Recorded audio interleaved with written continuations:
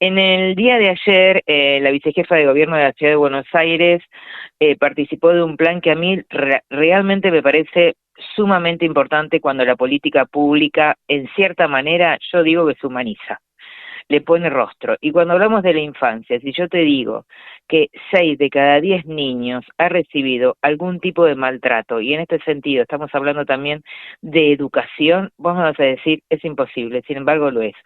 Ayer fue el día del no maltrato infantil. Y en este sentido se presentó una investigación que ahora seguramente nos vamos a adentrar profundamente qué significa esto. Pero la presentación la hizo la vicejefa de gobierno de la Ciudad de Buenos Aires, que participó del lanzamiento del Plan Integral 2025-2030, Inspire Buenos Aires, junto a Carolina Stanley, la querida Carolina Stanley, asesora general tutelar del Ministerio Público Tutelar. Él ya decía en el día de ayer que hay una tarea verdaderamente trascendente en estos tiempos, es la de volver a poner a los niños en el centro de nuestra mirada, de nuestras políticas públicas, de nuestro futuro. Me pareció impecable. Pero bueno, vamos a hablar de qué se trata esta investigación, vamos a ver qué significa, cómo le van a poner rostro, cómo lo van a armar, cómo lo van a estructurar. Por eso tenemos del otro lado de la línea a Victoria Costoya, directora de investigación, análisis de gestión y cooperación internacional del Ministerio Público Tutelar. Y ella me decía, no sabes el día que fue y los años que venimos investigando. Así que me pareció increíble tenerla acá en Tercer Tiempo, que hace años que nos dedicamos a la infancia. Victoria, ¿cómo estás? Sara Di Tomaso te saluda. Hola Sara, mucho gusto, un placer enorme estar acá con ustedes y un saludo a toda la audiencia.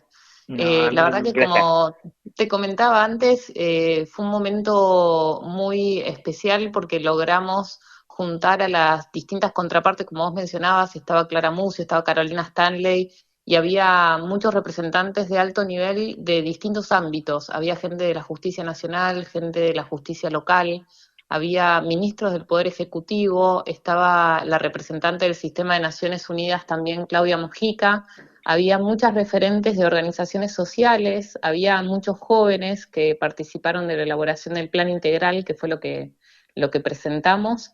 Así Ujú. que la verdad que muy emocionada, porque como te dije, es por un lado el corolario de un proceso que venimos llevando hace 3 años, y por el otro es un punto de arranque, ¿no? Es como una hoja de ruta que nos marca un poco el camino e intenta poner en agenda, como decías vos, en el centro a la niñez, pero no solo a la niñez en general, sino poner en agenda el tema de la temática de la violencia contra los niños, que de algún punto está naturalizada y solo salta en agenda cuando pasa algún caso que nos eriza la piel a todos. Entonces, te agradezco profundamente tu interés y tu compromiso por esto.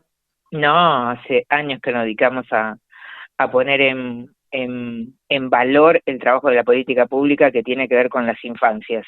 Y en este sentido, Clara Murcia viene trabajándose bastante, y ni que hablar también Carolina Stanley. Pero, ¿cómo lo van a hacer? Y contanos cómo encontraron estos números, que los números son tremendos, pero me gustaría que vos los cuentes. ¿Cómo se peinó esta investigación? ¿Conjuntamente con quién? Bueno, mira, esto es algo que nosotros estamos alarmados porque son cifras que según el Consejo de Niños y sobre todo lo que es la Corte Suprema de Justicia desde su observatorio, viene alertando que es un crecimiento en los índices de maltrato intrafamiliar y también de abuso sexual. Son cifras, esto es un correlato de lo que pasa a nivel mundial y Ujú. tiene que ver con múltiples factores, ¿no? Porque la violencia es un problema de lo que se llama en política pública un problema torcido o complejo, porque se requieren muchas intervenciones en muchos distintos ámbitos y en muchos niveles para responder, porque vos pensás, si vos decís, ¿qué organismo se ocupa de hacer frente a la violencia o qué persona se ocupa de hacer frente a la violencia o en dónde? O sea, es un problema que permea en toda la sociedad, que tiene que ver desde qué marcos normativos tenemos hasta las normas que circulan socialmente, hasta qué tipo de seguridad tienen los chicos y chicas en sus entornos, tanto físicos como digitales, hasta con qué herramientas cuentan los padres, las madres, las cuidadoras para desnaturalizar prácticas de violencia. Entonces se requiere un esfuerzo muy grande por parte de muchos actores y al mismo tiempo de manera coordinada. Por eso es tan desafiante esto que estamos planteando y que presentamos en el día de ayer, porque requiere la articulación en serio de muchos organismos distintos y se requiere decisión política para llevarlo adelante. Exacto, totalmente. Y la decisión política tiene que ver con el tema de justamente una política que cuide, ¿no? Nada más, nada menos que las infancias. Y yo, mientras te escuchaba, hace mucho cuando fue el caso de Lucio, eh, nada, escribí una columna que generó un poco de urticaria, porque yo decía, es el abandono del Estado, perdón, es el abandono de los adultos en los distintos departamentos del Estado. Un Totalmente. adulto que no mira, ¿no? Y acá parece ser que comenzó a mirar el adulto. Ahora, contanos cómo lo van a instrumentar, de qué manera y también los números con los Bueno, que se esto es lo encontraron. que, sí, esto lo que tiene, lo que plantea, yo te comentaba, fue un proceso de 3 fases. En la primera Ujú, fase lo que hicimos fue asumir el compromiso ante una alianza global que se llama End Violence, que en su momento lo asumió el jefe de gobierno de aquel entonces como máxima autoridad de la Ciudad de Buenos Aires, junto a las 3 máximas autoridades del Poder Ejecutivo, el Legislativo y el Judicial de la Ciudad de Buenos Aires. Y se ujú, comprometió ante la Alianza y ante Naciones Unidas a llevar adelante la elaboración de un plan integral, que fue lo que presentamos. Y no es cualquier plan integral, sino que está anclado en una estrategia, en un marco lógico que propone Naciones Unidas, que se llama INSPIRE, que es un conjunto de 7 estrategias que fueron elaboradas después de la adopción de la Agenda 2030 ajá, y que buscan justamente hacer frente a su objetivo número 16.2, que es erradicar todas las formas de violencia hacia los niños, niñas y adolescentes.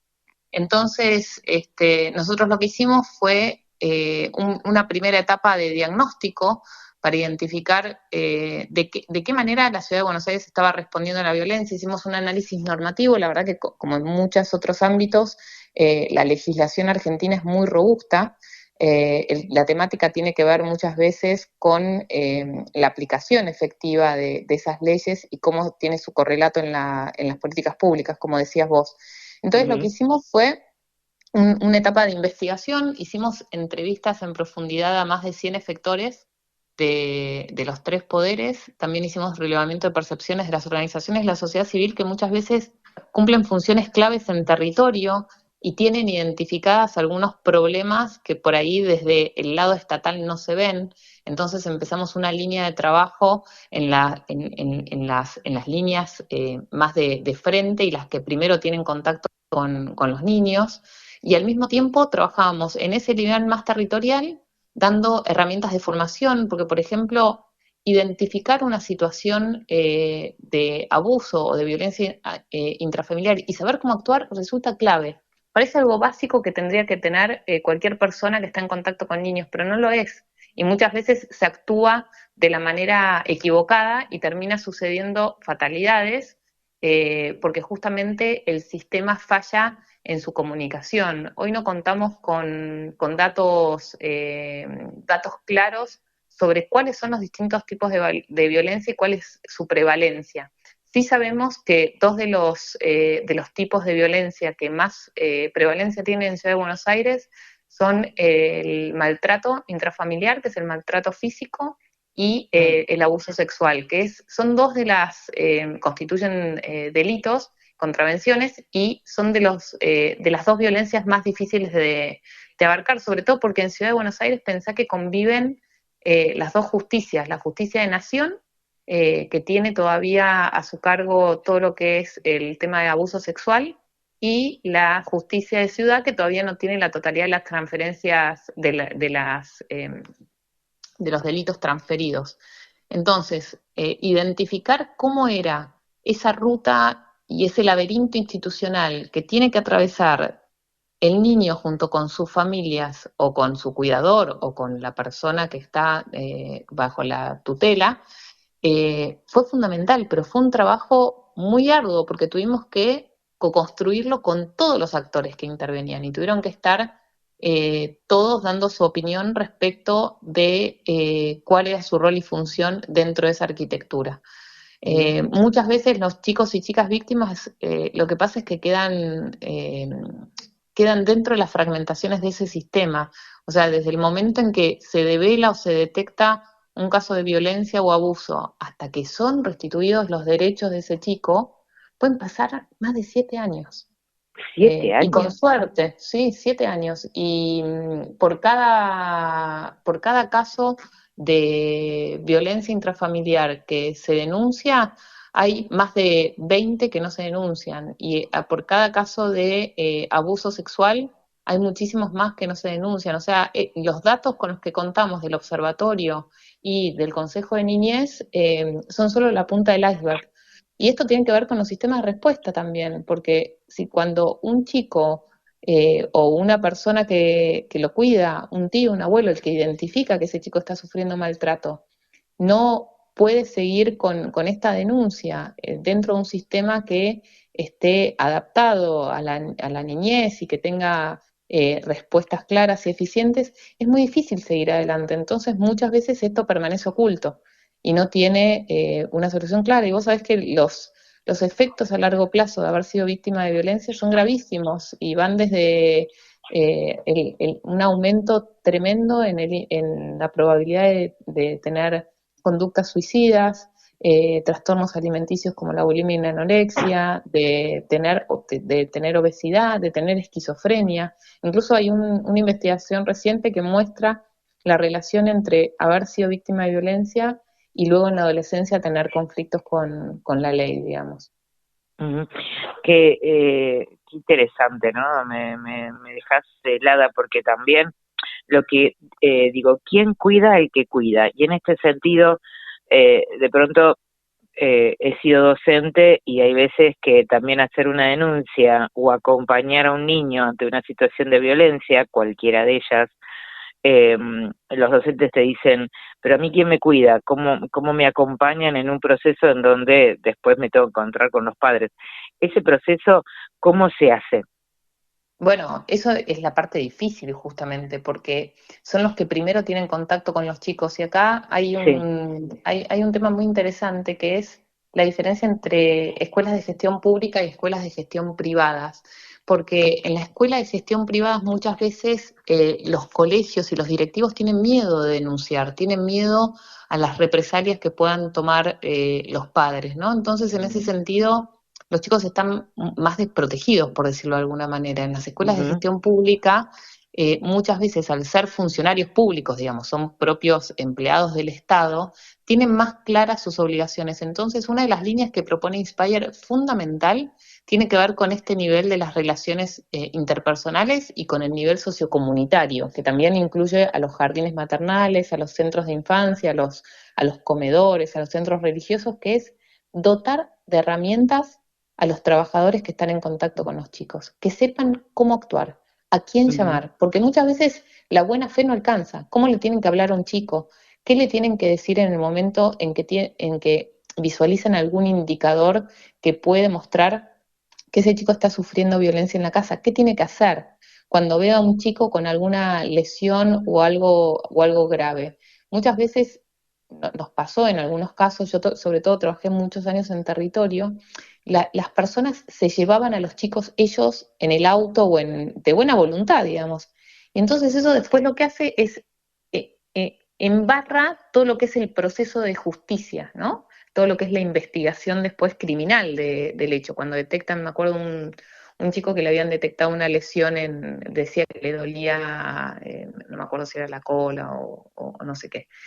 Eh, entonces, saber cómo actuar, el tema de la formación, que es justamente a lo que apunta también la ley Lucio, Exacto. resulta fundamental. Cómo Ujú. acercarse al chico, qué preguntarle, cuál es la intervención mínima necesaria, porque después los chicos que logran llegar a una instancia de denuncia y de investigación, muchas veces tienen que reiterar el relato y los relatos son dolorosísimos. Sí. Entonces, exponer a que el chico tenga que volver a relatar 6, 7 veces ante No. distintas contrapartes algo traumático que le pasó, es terrible. Y justamente en el ministerio lo que intentamos es eso, por eso tenemos, no sé si conocés la sala de entrevistas que tenemos en el ministerio, que es una sala que no es como la cámara Gesell, sino que están en dos pisos distintos y tiene un programa de acompañamiento de perros, digamos, ese tipo de medidas para que los chicos sufran lo menos posible en ese proceso de restitución de sus derechos es clave. Y Ujú. ahí cada uno de los organismos tiene su propio rol y función, digamos, no es lo mismo lo que tiene que hacer una docente que por ahí lo que tiene que hacer un referente barrial o lo que tiene que hacer un efector de la justicia que está en la mesa de entrada recepcionando una denuncia. Ujú. Vamos a repetir el marco, ¿no? Estamos hablando, no sé si te pregunté el marco de este lanzamiento, de esta política pública, de esta estrategia, tiene que ver con el marco de el no maltrato a las infancias. También es una fecha mundial. Sí, sí, sí. ¿No? Bueno, estamos hablando repetimos, con Victoria Costoya, directora de Investigación, Análisis de Gestión y Cooperación Internacional del Ministerio Público Tutelar. Y yo, mientras hablaba, Victoria, anotaba muchas cosas. Vos me decías, es el marco de la Agenda 2030, recordamos eh, la historia de Lucio, la ley que generó, desgraciadamente parece ser que siempre las leyes o los acuerdos vienen después de lo que implica eh, el fracaso de no haber visto, ¿no? Para mi criterio, haber llegado tarde, en cierta manera, es eso.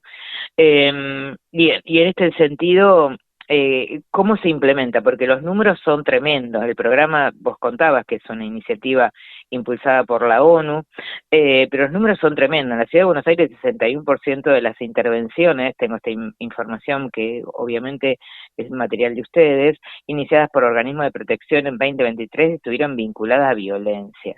Una vez que sucede esto, o sea, vamos a imaginarnos una situación particular, un niño, un menor, ¿cómo se acompaña a esa mamá o ese papá en el proceso de continuar el tratamiento con él, el acompañarlo? ¿Cómo se los Bueno, lo que protege? pasa es que son muchas preguntas en una. Dale. Vamos por partes. En principio, lo fundamental tiene que ver que vos me decías, muchas veces un efector tiene una información, otro efector tiene otra información, Sí. por ahí un docente que no pudo ver que ese chico era víctima de violencia, alguien en una sala de salud, en un CESAC, por ejemplo, no identificó que ese chico era víctima de violencia. Lo que sucede son dos cosas. Generalmente las familias que ejercen, primero el mayor porcentaje de casos de violencia física ocurre en el ámbito intrafamiliar. Entonces, muchas veces las familias que ejercen este tipo de violencia lo que hacen es no ir siempre a un mismo médico. Entonces van saltando Claro. de salita en salita, van cambiando constantemente de colegio, van cambiando incluso de provincia, de localidad, de municipio, No. para que no puedan identificar que ese chico está siendo víctima de violencia. Porque cualquier docente, después de que el chico, entre comillas, digamos, se cae por la escalera y se quiebra algo, ahí le suena una alarma. Ahora, si pasa una vez, no es un signo de alarma necesariamente. Entonces, una de las cosas que sucede y en lo que vamos a trabajar es en un sistema de registro en donde el chico tenga un único registro nominal, que esté en Ciudad de Buenos Aires, en La Quiaca o en Posadas, haya un registro único donde ese chico tenga su historia digitalizada sobre cuántas intervenciones tuvo de salud, si tuvo alguna intervención de algún consejo de protección como es el Consejo de Niños en Ciudad de Buenos Aires, si ese chico en la escuela tuvo algún tipo de indicación o de informe por posible abuso. O sea, que un chico pueda ir a cualquier colegio y así entre en primer grado, en segundo o en tercero, las autoridades, tanto de la escuela como también de un hospital o de una salita, lo tengan enseguida bajo su radar, porque ahí es donde nosotros tenemos el semáforo del riesgo que está corriendo ese chico. Hoy en día no existen estos sistemas de registro. O sea, un chico que por ahí estuvo 50 veces en un sistema de salud, si fue a distintos lados y en distintas localidades, no sabemos qué pasa. Entonces, eso es un primer dato.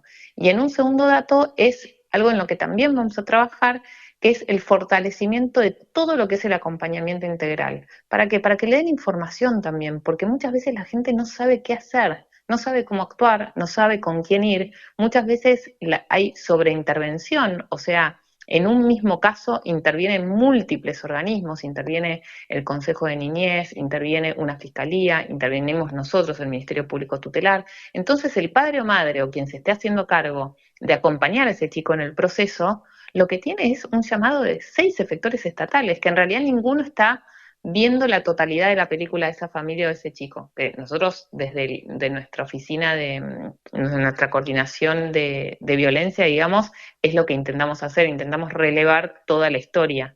Pero no es algo que se haga de manera usual en los distintos ámbitos y por eso resulta tan importante fomentar esta articulación entre actores y que tenga su correlato en lo que sean sistemas de registro únicos, digamos, a los que tengan distintos niveles de acceso, digamos, no va a tener el mismo acceso a alguien de la mesa de entrada que un médico tratante, ¿no? Pero en ese sentido, digamos, esas dos cosas resultan fundamentales, el acompañamiento integral a lo largo de todo el proceso para que ese chico también tenga después la posibilidad de restablecer sus derechos de manera efectiva, ¿no? Que no tenga problema con la escolaridad, que no tenga problema de una vacante escolar, que tenga acceso a servicios de salud mental, que pueda, digamos,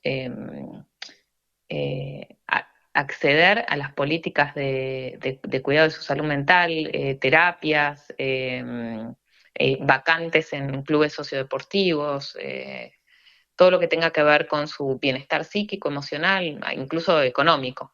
Victoria, estamos hablando con Victoria Costoya en el marco de el Día del Maltrato Infantil y toda una política integral. Recién escucharon ustedes lo que implican todos esos sectores. Es una red, verdaderamente, con la trazabilidad que significa tener al niño en el centro, acompañarlo. Ahora, en el caso de que el acompañamiento tenga que ver con una terapia durante mucho tiempo, sabemos que el abuso nos acompaña in eternum en nuestras vidas.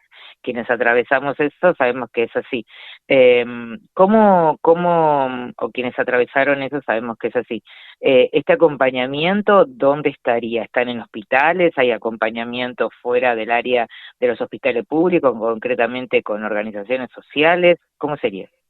De todas las maneras que estás nombrando, depende mucho de la Mirá, situación del chico, mirá, porque qué bien. puede tener un equipo de acompañamiento por parte del Consejo de Niñez, por parte incluso del Ministerio Público Tutelar o del programa de hogares, si el chico no tiene, se queda sin cuidados parentales, pues muchas veces son los padres los que ejercen violencia, entonces a ese chico se lo tiene por su seguridad física, se lo tiene que retirar del ámbito en donde está sufriendo una posible vulneración de su vida incluso. Entonces, hay programas de acompañamiento, están los hogares, hay equipos interdisciplinarios generalmente donde se apoya a estas familias porque también muchas veces se necesita fortalecer las capacidades del padre o madre que queda al cuidado de ese chico, que también necesita apoyo. Muchas veces necesita, porque vos pensás que la violencia no es solo, acá estamos hablando de víctimas, pero la violencia no solamente tiene que ver con el hecho concreto.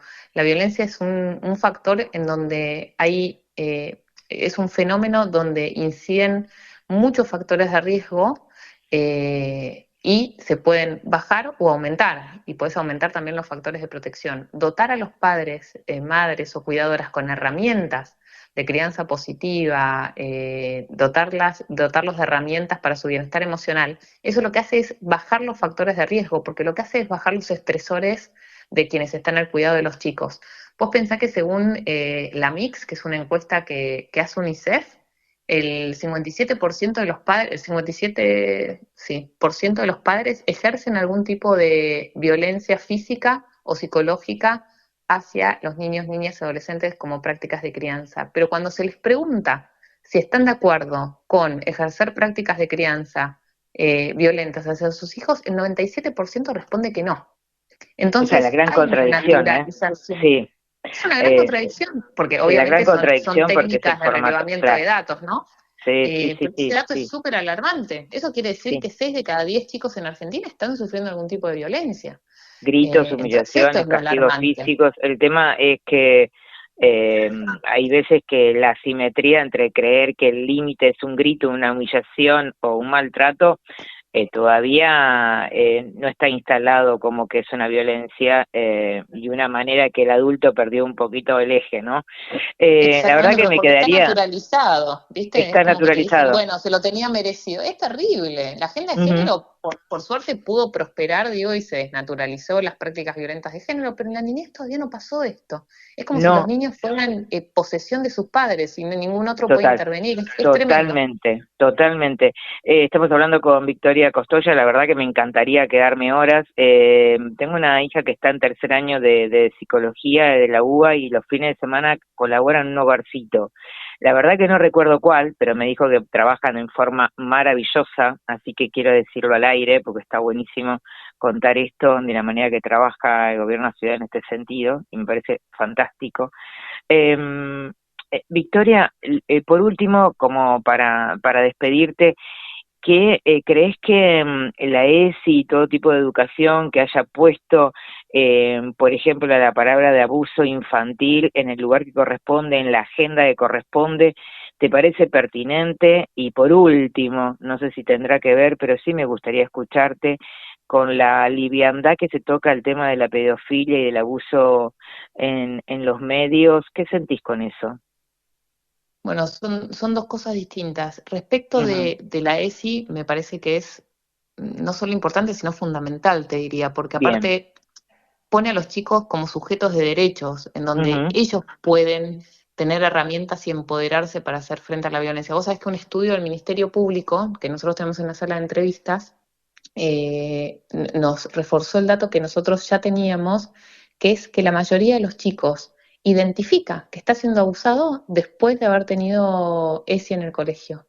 Entonces me parece que decir las cosas como son y concientizar a los chicos para que ellos puedan tener herramientas para hacer frente y prevenir y responder, incluso para identificar si alguno de sus compañeros o amigos está siendo víctima de violencia, me Total. parece absolutamente fundamental, que es Ujú. justamente una de las estrategias de este plan que te conté, que es una estrategia que opera a nivel individual y que otorga a los chicos con estas herramientas, donde la ESI y tanto también, yendo al tema del grooming, de la pornografía digital, Sí, tiene sí. que ver con herramientas con las que cuenten ellos también para su seguridad en los entornos digitales, que cada vez es más grave y cada vez las tasas están siendo más altas.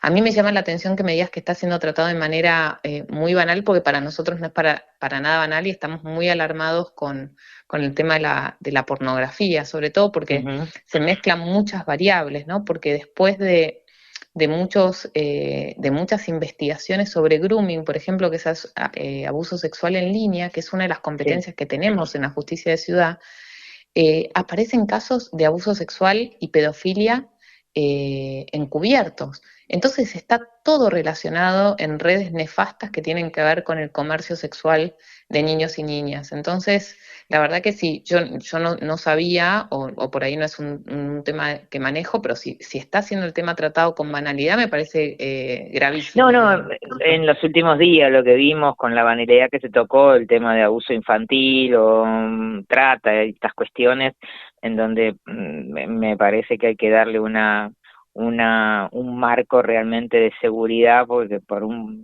por tener un minutito más de rating, son temas realmente muy,